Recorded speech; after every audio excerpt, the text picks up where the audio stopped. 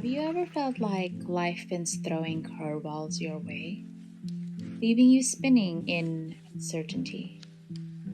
Welcome to my healing journey. One of the hardest but most transformative aspects of my healing journey has been letting go of toxic relationships and environments.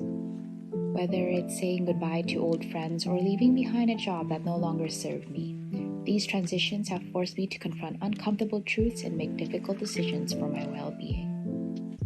Letting go has allowed me to create space for inner peace and self-discovery. But this week, something unexpected happened. I had to cut off a friend this week because this person has impacted my life in a negative way. It was one of the most challenging decisions I've had to make, but it was necessary for my well-being. This act of letting go opened up space for positivity and growth in my life. After these difficult decisions, I spent time with friends who truly uplifted me, bringing a newfound perspective and joy into my life. We laughed, shared stories, and I felt a sense of connection that had been missing for so long. It was a reminder that surrounding ourselves with positive influences can light up even the darkest times.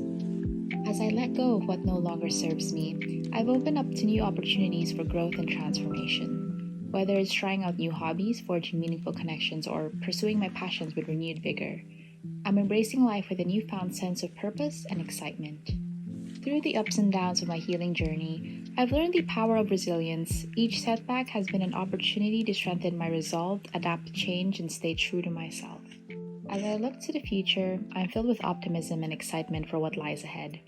I invite you to join me as I continue to navigate life's transitions with grace, courage, and an open heart. This week, I am reminded of a quote that says, "Sometimes letting go is an act of far greater power than defending or holding on." Eckhart Tolle.